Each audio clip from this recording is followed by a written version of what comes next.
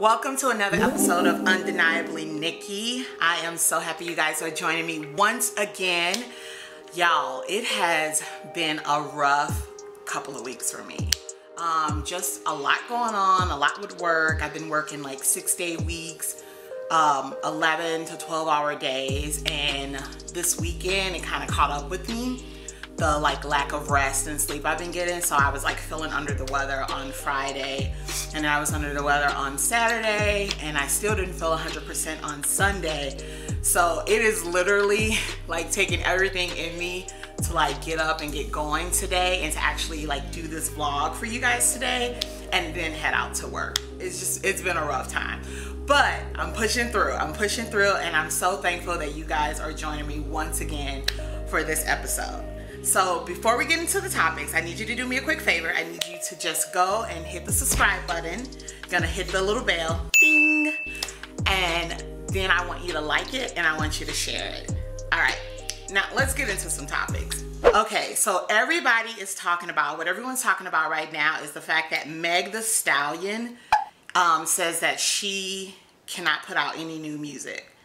So over the weekend, she went on IG Live, and she basically was just telling everyone that her record label is preventing her from putting out any new music. Now, she is a part of the 1501 Certified Entertainment record label, which is a independent record label out of Houston. I think it's Houston, Texas. Yeah, Houston, Texas. And apparently, Meg was saying what happened is, so she's signed with Roc Nation for management. And she was saying that Roc Nation was going through her contract, and they ended up pointing out some things to her, and they're like, hey, did you know this was in your contract? Now, they haven't told us exactly what the things were that they were pointing out, but they ended up pointing out some stuff, and Meg apparently had no clue that certain things were in her contract. And because right now, her record label, 1501 Entertainment, and Roc Nation are kind of butting heads in regards to her career. They're not letting her put out any of her new music, according to Meg. And she was supposed to put out an album on May 2nd, and it's going to be called Sugar. And she was putting out the album on the anniversary of her mother's death. But according to Meg, so I'm going to read to you just some of the things that's going on. She said, I really didn't know what was in my contract. I was young. I think I was 20, which honestly happens a lot to people in the music industry, which is a very dirty industry. If we just even think back to TLC and everything they went through, they were young, they signed these horrible contracts, and they ended up being broke, but then they ended up getting out that contract, and then they got a better one. But anyway, we've just seen this story time and time again with the music industry, and how these artists, they're so eager to get their shot that they sign these horrible contracts. So it seems like this is another indication of what's going on with Meg. So anyway, Meg said, I wasn't upset with 1501 because I was thinking, everybody cool, we all family, it's cool, it's nice. Let me just ask them to renegotiate my contract. As soon as I asked them to renegotiate my contract, everything went left. And so Megan says, so now they telling me, well, she said, so now they telling a bitch that she can't drop no music. It's really just a greedy game. So I don't know what it was in the contract, but all I know is we need new music from Meg. We need summer music so that we can try to have a hot girl summer again. I just love her music, and it just sucks that she's in this whole little bind and tug of war right now. But like I said, this is just honestly, it's a learning lesson for anyone who's getting into the music industry fresh. It's important. I remember Oprah said this a long time ago, and I've always listened to this. She said on her show that she writes every check and she reads everything she signs, every little bit. And I remember hearing that when I was in high school, and that stuck with me because being a news producer, I've had to sign contracts. Every job I've had to sign a contract. And the contracts are 20, sometimes 25 pages, but you literally have to read every single word of that contract. And then if you don't know what's going on, like you have to ask some questions. And sometimes what they'll do is they'll give you the contract on a Monday and they're like, okay, can you get that back to us on Tuesday? Do not be afraid to be like, no, I can't get that back to you on Tuesday. I need to have a lawyer look at it. You know, like, don't be afraid to say that, because that is your right, because you want to make sure that they're not trying to screw you over. So Megs, she gave that warning too. She just basically said, when she was offering up advice to future artists, she said, please, it might seem good, it might sound good, but you definitely got to read. Read all that shit. Don't sign that without no lawyer. And get your own lawyer with their own opinion. So, I don't know. There's a lot of griminess going on. There's something shady in the waters. And I just hope, like, out of this, like, everyone learns a lesson. And I hope that Meg gets a good lawyer that'll help her get through these loopholes and get out of this contract. I mean, she's got Roc Nation who's managing her, that's working with her, but I hope she gets more, because this is crazy. Like, we really got to stop doing this to each other. And the reason I say we, because she even said that, like, one of the things she said something like, and what's even sad is when it's your own, which means this is probably a black-owned label who is doing the shadiness to her. So, dang, that's messed up. That's real messed up. I really hope, like, she come out of this okay, and we get some music, and I hope it's not like a whole situation with, like, Lil Wayne. You know how long that took for us to just hear the Carter 5? It took forever. It was like, I felt like it was like 6 years. It was a long time. Because he was going through the whole contract dispute and renegotiation with Baby and everything. So I hope that doesn't happen to Meg. So we'll just have to see what comes out. Nope.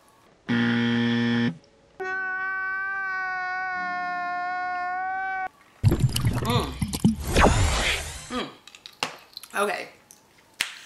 Now on to my next topic. This is crazy.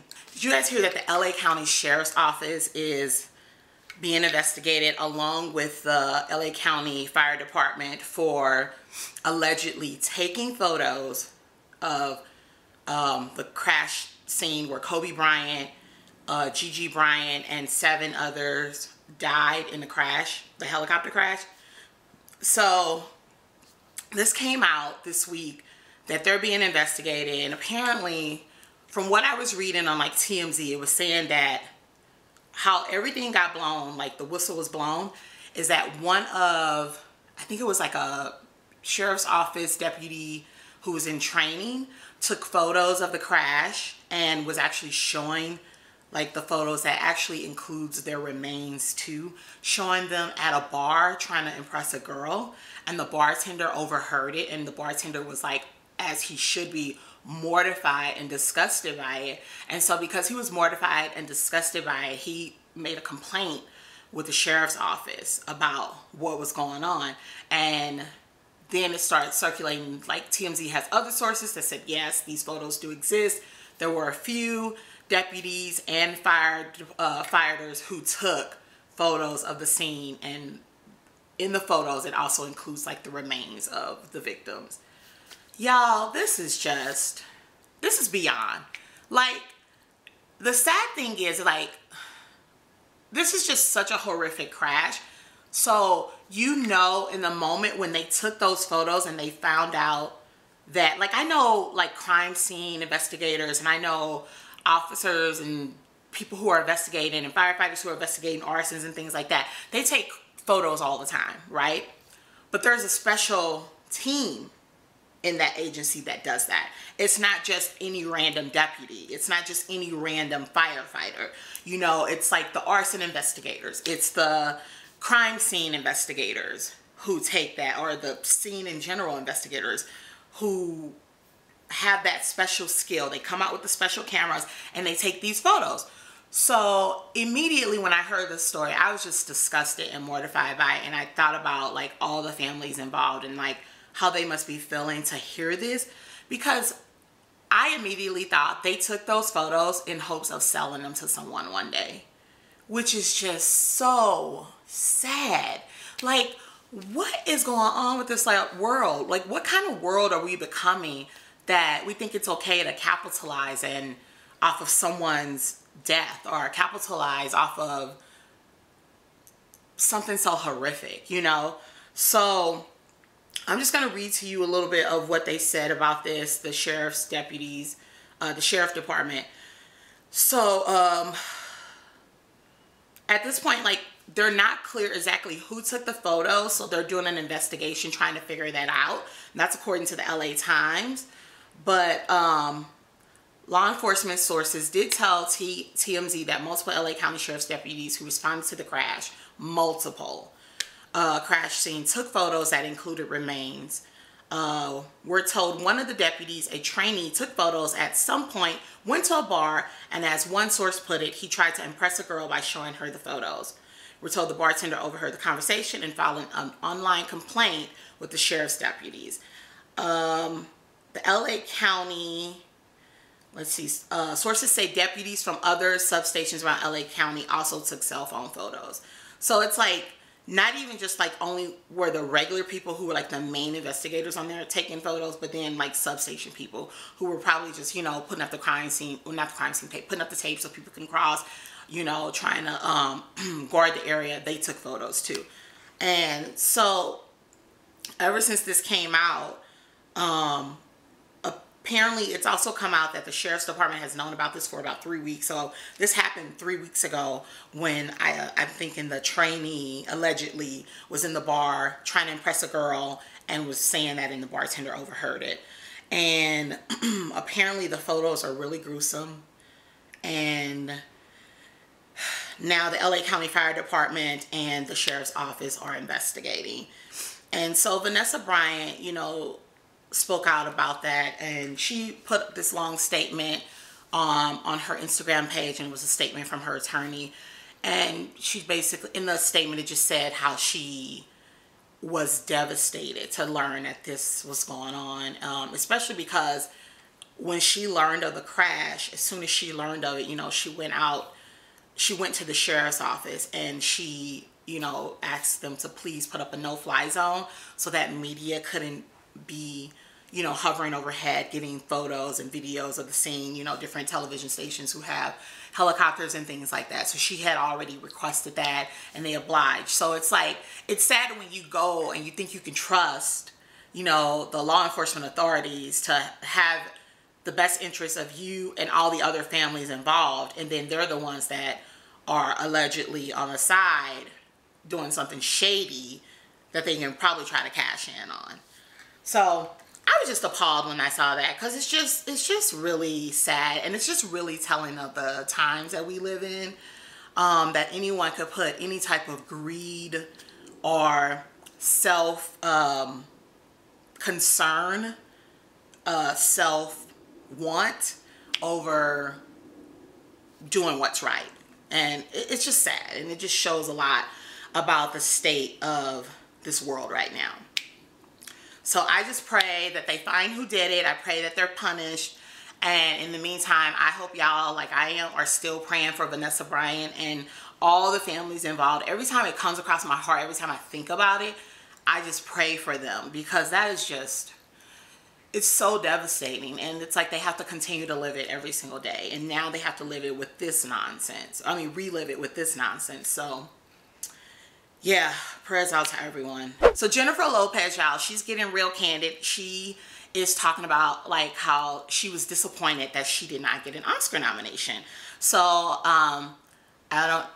so Jennifer Lopez, she did this movie last year called Hustlers. It was really good. You guys should see it. It was so good. Like, it's like a Jennifer like you've never seen before. She's like grimy, but it was so good.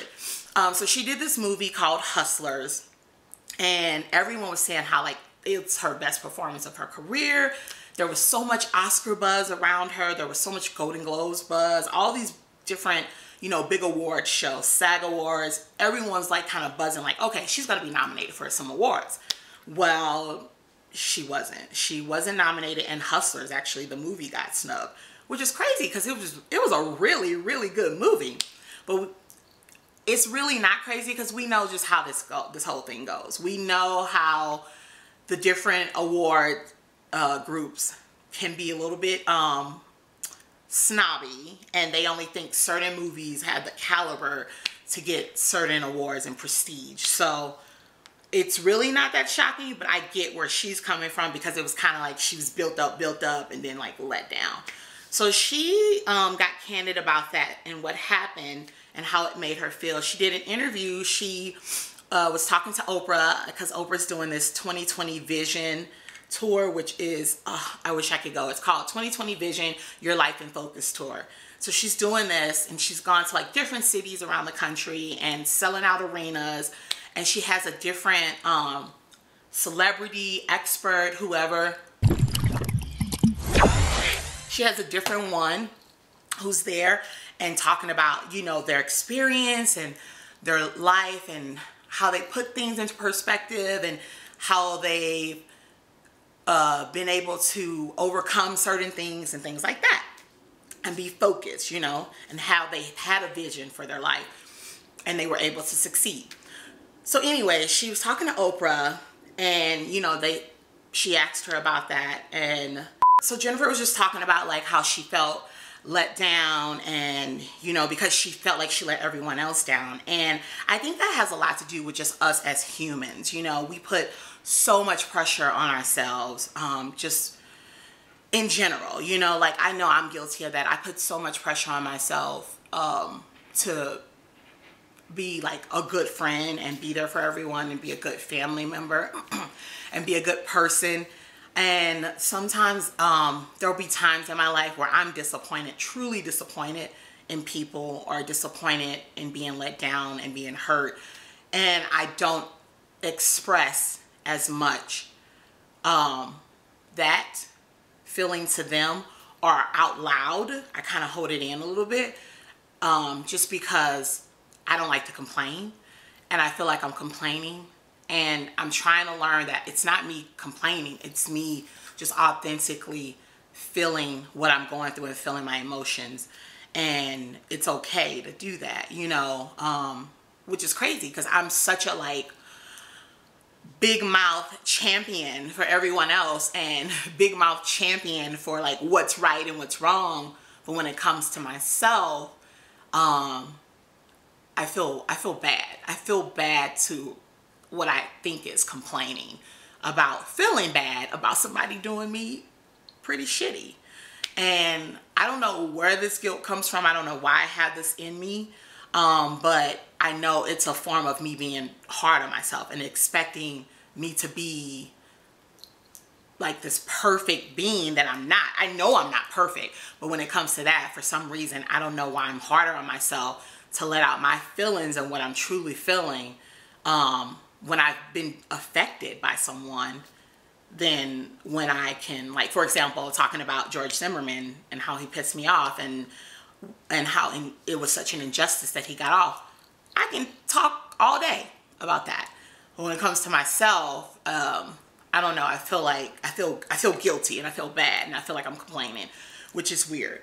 So like I said, it's just another example of just us as humans and how we're just so hard on ourselves, and we really have to stop being so hard on ourselves because, you know, we're allowed to feel what we feel and feel our emotions, and we're allowed to be disappointed. If we're disappointed, you know, to be disappointed. But we also have to realize too, like,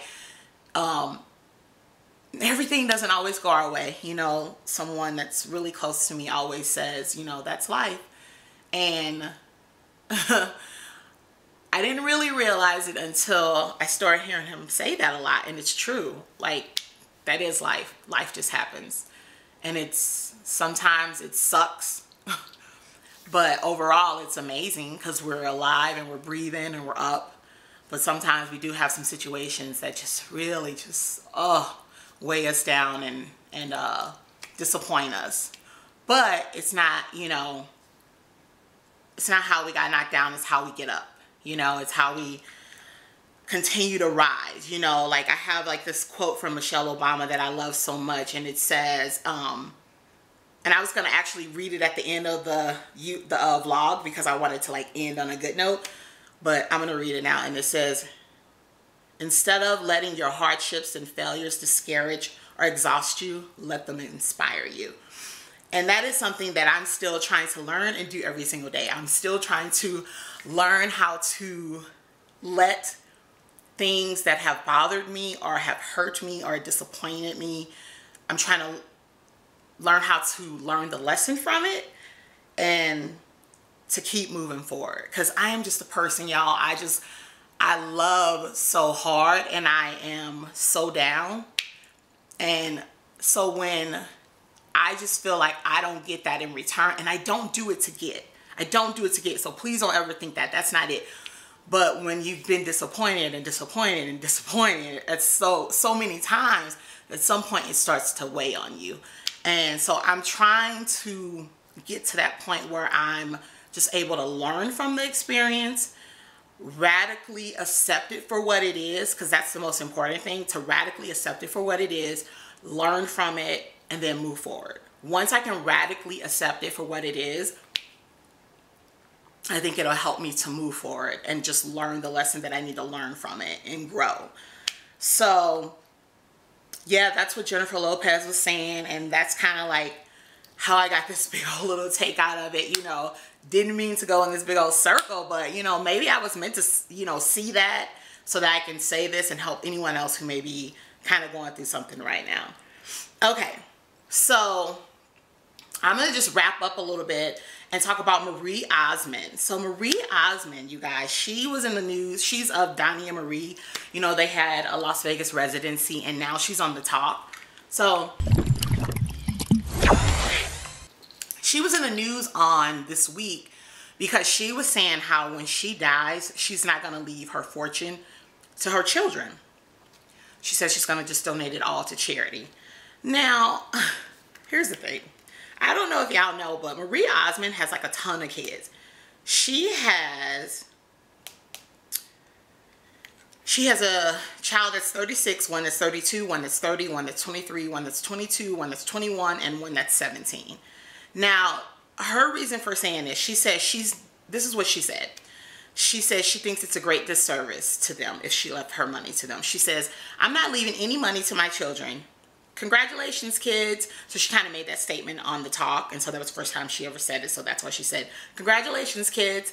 My husband and I decided that you do a great disservice to your children to just hand them a fortune, because you take away the one most important gift you can give your children, and that's the ability to work. She says you see it in a lot of rich families where the kids don't know what to do, so they get in trouble. So I just let them be proud of what they make, and I'm going to give my money to charity.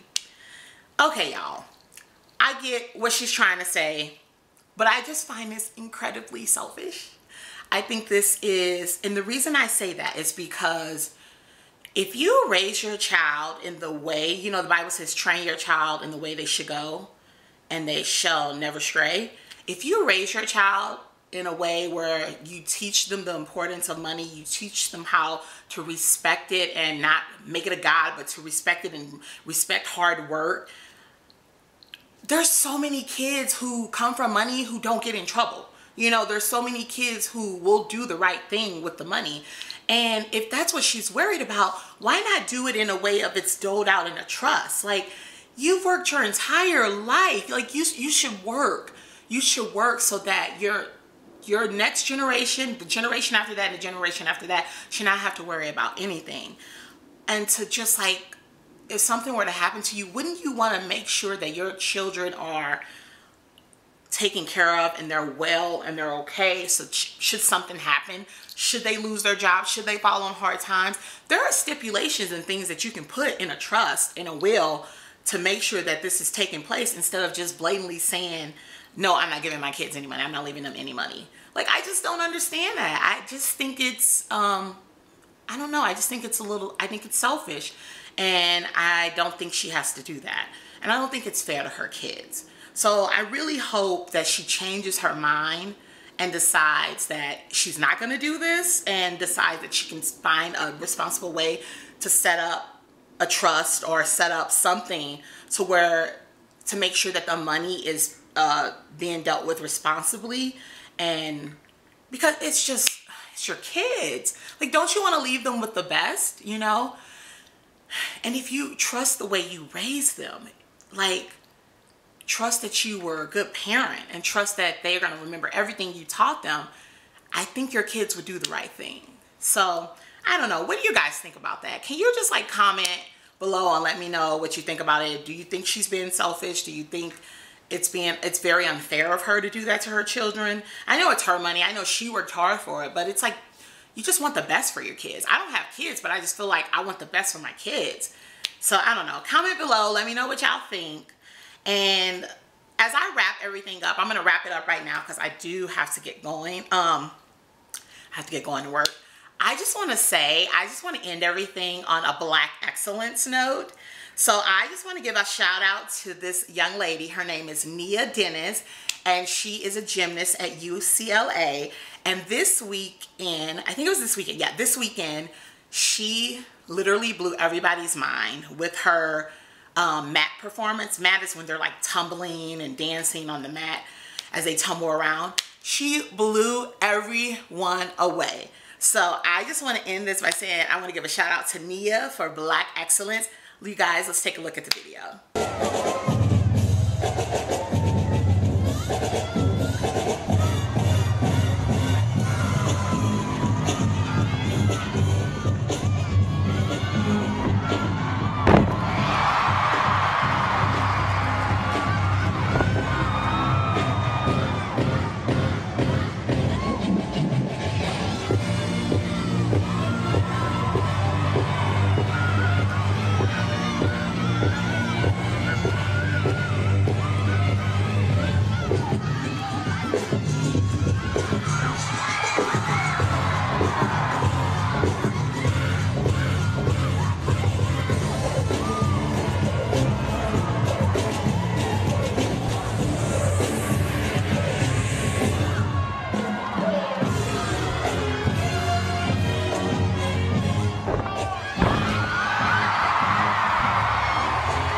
So thank you so much, guys, for tuning in for another episode of Undeniably Nikki. Now, I will not have an episode for you next week because I am going to be in Costa Rica. Wow.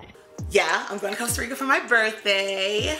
And I'll try to get like some videos and stuff that I can post on YouTube and just kind of show you the scenery and just do some impromptu stuff.